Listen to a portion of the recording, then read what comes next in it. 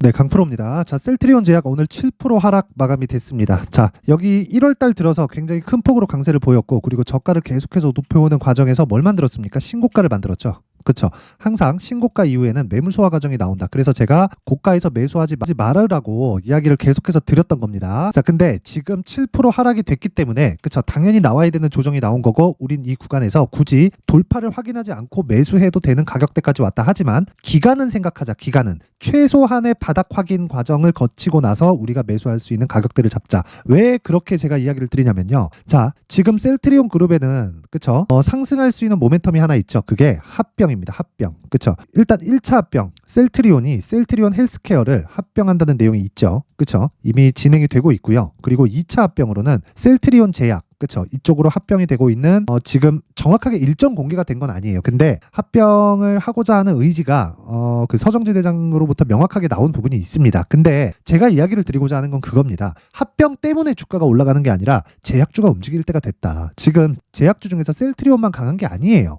그쵸? 자, 그 내용에 대해서 제가 한번 이야기를 드려볼게요. 자, 보세요. 레고캠 바이오 어떻습니까? 신고가예요. 그쵸? 이건 시가총액이 작은 거 아니에요? 맞아요. 맞습니다. 시가총액이 여기 셀트리온 제약보다는 작아요. 그렇죠? 그리고 뭐 10조 이상 가는 뭐 셀트리온이나 뭐 그런 것처럼 뭐 규모가 굉장히 큰 기업은 아닙니다. 하지만 시가총액이 1조 이상 되고 적자 기업이다. 자, 제가 적자라고 강조를 드린 이유는 주식시장에서 흑자를 보고 있잖아요. 그러면 실적 기대감을 계속해서 충족시켜줘야 됩니다. 왜? 주가가 올라가는 과정에서 반드시 미래 가치를 반영하기 때문에 그렇습니다. 그러면 레고캠 바이오는 적자 기업인데도 불구하고 지금 시가총액이, 그쵸? 오늘 종가 기준에서 1조 5,697억에 마감이 됐습니다. 근데 고가 대비해서 떨어진 부분이 있고 최근에 올라온 부분이 있죠. 올라온 부분을 거의 한 여기서 50% 정도 감액을 한다고 하더라도 최저가 기준에서, 그쵸? 1조 가까운 시가총액을 형성하고 있다. 근데 적자다. 조 단위의 시가총액을 형성하고 있는 기업이 적자다. 이게 말이 됩니까? 근데 내용을 확인해 보잖아요. 개별 모멘텀이 있어요.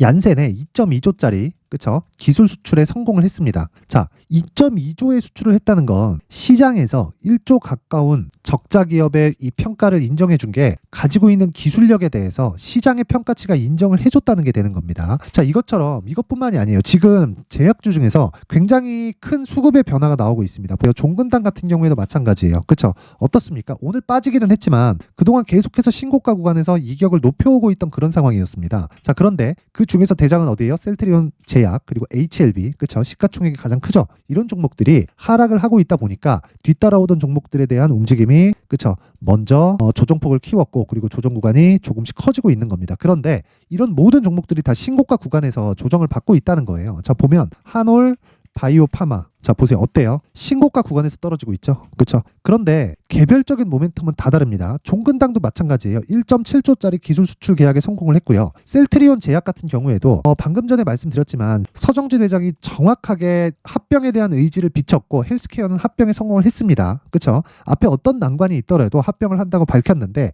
그런 부분을 다 밀고 진행돼서 성공을 시킨 거고, 셀트리온 제약도 합병이 됐을 때 여러 가지 시너지가 날 수 있는 부분이 있죠. 뭐 경영 효율성이 높아진다든가, 뭐 재무 안정성이 강화된다든가, 뭐 시장 경쟁력이 뭐 강화된다든가, 뭐 사업을 뭐 다각화시킬 수 있다든가, 뭐 그런저런 내용이 있습니다. 근데 이것보다 더 중요한 게 뭐예요? 다 개별적으로 이슈는 다 다르지만 왜 신고가 구간에 머물러 있냐? 왜 그 전에, 그쵸? 이슈가 다 터지기 전에 신고가를 다 만들었냐는 거예요. 주식은 이렇게 미래 가치를 반영하는 과정에서 실적이 중요하지 않다는 겁니다. 물론 앞으로 실적이 좋아져야 되는 그런 부분이 있지만 지금 실적이 엄청나게 좋고 그래서 주가가 올라가는 게 아니에요. 그렇죠? 그래서 지금 제약주는 무조건 매수해야 되는 구간이 있지만 철저하게 가격적인 부분을 내가 체크해서 매매를 해야 된다. 그렇죠? 하지만 제약주를 셀트리온 제약뿐만 아니라, 그쵸? 셀트리온 제약의 대장이에요. 지금 여기를 가지고 우리가 제약주 내에, 그쵸? 그 포트폴리오를 구성하는 그 과정을 거쳐야 됩니다. 그게 가격 전략이다. 그쵸? 제가 다시 한번 이야기 드리겠습니다. 개별적인 내용보다 더 중요한 게 제약주가 전체적으로 움직임을 갖춰가고 있다는 거고, 작년에 2차 전지를 한번 생각해 보세요. 어떻습니까? 에코프로 움직여, 포스코 퓨처인 움직여, 그쵸? 에코프로 BM 움직여, 포스코 DX 움직여. 2차 전지 관련주들 다 움직이죠. 첫 번째 양극재, 그 다음 리튬, 그 다음 공장 증설 다 같이 가잖아요. 그러면서 몇 배 갔어요. 에코프로 15배, 평균 따지면 그러니까 평균치 따지잖아요. 한 5배 나왔을 겁니다. 코스모 신소재, 코스모 다 전부 다 급등하잖아요. 이게 이렇게 그룹이 형성되어 있어야 돼요. 그래야 주가가 이렇게 진짜 큰 폭으로 강세를 보일 수 있는 겁니다. 그 부분 반드시 기억하시고, 지금 중요한 건 셀트리온 제약을 얼마에 잡아야 될지. 이거 너무 많이 막 떨어지게 기다리잖아요. 그럼 못 삽니다. 철저하게 내가 2주 안에 떨어질 걸 기다리는 게 아니라 이격만 좁히면 돼요. 이격. 그쵸? 이평선거의 이격만 좁혀서 진행을 하면 되고, 이 구간에서 내가 2주 안에 수익 볼 수 있는 가격대를 찾자. 이게 핵심 사항입니다. 자, 그럼 그 가격에 대해서 얼마에 잡아야 되는지, 그리고 보유 기간을 어떻게 진행해야 되는지, 그 부분에 대해서 제가 이야기를 드리기 전에 제가 연초, 그쵸? 지금 1월 달이기 때문에 연초 이벤트에 대해서 제가 안내 말씀을 드리고 가겠습니다. 자, 옆에 보이시는 내용은요, 강프로의 무료 소통방입니다. 특징점 2가지가 있다. 첫 번째, 무료로 진행한다. 그리고 두 번째, 신고가 매매만 진행한다. 제가 셀트리온 제약에 대해서 집중하고 있는 이유도 신고가 종목이기 때문에 그렇고요. 그리고 무엇보다, 자, 그것 딱 보시면 됩니다. 신고가 종목에서 시장 주도주가 발생한다. 하지만 내가 공략하는 모든 신고가 종목이 주도주가 되는 것은 아니다. 그렇죠. 모든 종목이 막 하루에 막 10%, 20%씩 터지는 게 아니에요. 하지만 신고가 종목에서 주도주가 발생한다는 건 팩트예요. 지금까지 다 증명이 된 겁니다. 그렇죠? 자, 그러면 어떻게 신고가 이 매매를 했을 때 최대한 그 확률을 높일 수 있을지 그 부분에 대해서 확인해 볼게요. 자, 보세요. 자, 오늘도 보시면 1월 8일, 그렇죠? 정확하게 이스트소프트, 그렇죠? 시장가 매수, 그냥 장시작 전에 저 주문 넣어라. 그렇죠? 시장가로 시가에 그냥 바로 그냥 사라는 거죠. 이스트소프트 오늘 상한가 마감했습니다. 그리고 그 밑에 1월 8일 시장가 매수 에코프로 머티리얼즈, 그렇죠? 오늘 에코프로 머티리얼즈만 한번 볼게요. 에코프로 머티. 자, 오늘 7% 강세 마감. 근데 오늘 시가는 떠서 출발한 게 아니에요. 뜨는 것도 중요하지만 눌림목 구간에서 매수를 해야 되는 것도 있습니다. 눌림목 구간에서 매수해야 되는 건 대형주가 뒤에서 베이스가 되어 있을 때. 에코프로 머티리얼즈 누가 받치고 있어요? 에코프로 BM. 그렇죠? 그래서 에코프로 BM을 언제 공략했어요? 1월 5일. 언제? 장중에. 그렇죠? 근데 이건 뭐예요? 신고가 종목이 아니에요. 그래서 장중에 매매를 한 겁니다. 그렇죠? 근데 신고가 종목은 어떻게 해요? 무조건 장시작 전에 주문을 넣는다. 그렇죠? 무조건 장시작 전에 주문을 넣는다. 에코프로 머티리얼즈, 이스트소프트 마찬가지예요. 그랬을 때 어때요? 하루에 둘 다 10% 이상의 수익 구간에 들어갈 수 있다는 겁니다. 자, 보세요. 에코프로 머티리얼즈 시가 마이너스 2.5, 그리고 종가 7.5, 10% 정도의 수익 구간. 아까 전에 제가 말씀드렸죠. 모든 종목이, 그쵸? 모든 종목이 뭐 하루에 뭐 10% 터지고 20% 터지고 상한가 가고 이런 건 아니에요. 하지만 시장의 주도주가 되는 건 모두 신고가 구간에서 탄생을 합니다. 그래서 제가 신고가에 대해서 집중을 하고 있는 겁니다. 자, 그래서 자꾸 막 내가 막 매매하는 과정에서 막 고가에 물리고 막 손절하고 막 그러시는 분들이 있으면 이번 기회에 소통방으로 들어오세요. 무료로 진행을 하고 있습니다. 그런데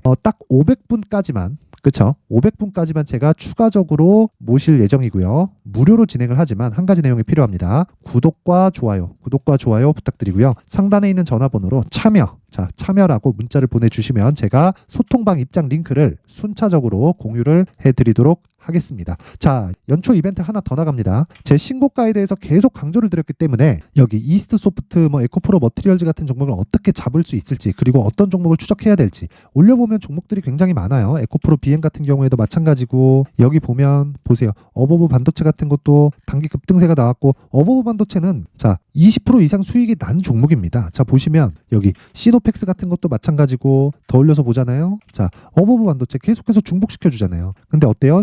신고가 종목 장시작 전. 그렇죠. 자, 시노펙스는 거의 한 2주의 기간이 채 되지도 않아서 50% 정도의 수익 구간을 만들어냈습니다. 뭐 추가적으로 상승이 나왔는데 뭐 제가 이 수익을 취할 수 있는 이 최대폭이 그 정도까지니까 이 부분은 양해를 부탁드리고, 근데 이런 종목이 계속해서 공략이 진행되는 이유는 신고가 매매를 하기 때문이고, 그 신고가 종목을 잡고 그리고 추적할 수 있는 신고가 검색기에 대해서 제가 내용을 준비를 해놨고요. 그리고 검색기에서 나온 종목을 어떤 식으로 공략을 해야 될지 그 내용을 제가 여기 수익 모델에 대한 내용으로 자료를 준비를 해놨습니다. 이 내용도 제가 무료로 공개를 할 텐데, 제가 이 내용을 보내드릴 수 있게 상단에 있는 전화번호로 참여라고 문자를 보내주시면 제가 소통방 입장 링크와 함께 신고가 검색기 그리고 수익 모델에 대한 자료까지 제가 함께 공유를 해드리도록 하겠습니다. 자, 다시 셀트리온 제약으로 돌아와서 보겠습니다. 자, 셀트리온 제약 오늘 빠졌는데 단기간의 상승폭이 컸습니다. 그렇죠? 그리고 제약주가 전체적으로 조정을 받았고, 셀트리온 같은 경우에도요.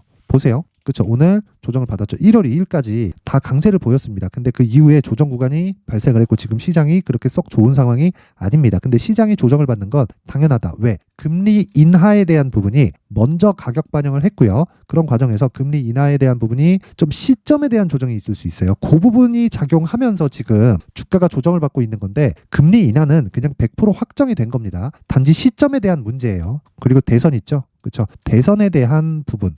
그 전에 뭐 해야 돼요? 경기를 계속해서 짓눌러 둘 수 없어요. 그럼 민주당에서 가만 안 있겠죠. 바이든이 대노할 겁니다. 극대노할 거예요. 그래서 우리는 금리 인하는 무조건 한다. 그러면 무조건 성장주 해야 된다. 근데 금리 인상 때도 성장주가 안 올랐나요? 성장주가 올라요. 바이오는 뭐다? 대표적인 성장 기업이다. 그렇죠. 그래서 개별적인 이슈들은 다 달라요. 하지만 개별적인 이슈보다 더 중요한 게 가격 전략이다. 그렇죠. 왜? 내가 심리를 지키기 위해서 얼마에 잡는지에 따라서 내가 보유 기간이 달라지기 때문에 그렇습니다. 그래서 보유 기간과 가격 요 내용을요. 제가 셀트리온 제약의 가격 그리고 단기 보유 전략으로 준비를 해왔습니다. 내용이 20페이지에 걸쳐서 진행됐는데 단기 보유 전략은 다시 말씀드리지만 2주 안에 수익 전환이 되는 것을 의미를 하고요. 그리고 거기에 맞는 가격들을 잡자. 그렇죠. 20페이지에 걸친 내용. 기본은 신고가다. 그렇죠. 요 내용. 자, 그런데 제가 요걸 영상에서 이야기를 드리면 정말 조금 한 2-3시간 정도 이야기를 해야 되고 그게 부족할 수도 있습니다. 그리고 뭐 편집 시간이라든가 여러 가지 좀 번거로워서 제가 요렇게 그렇죠. 딱 가져가서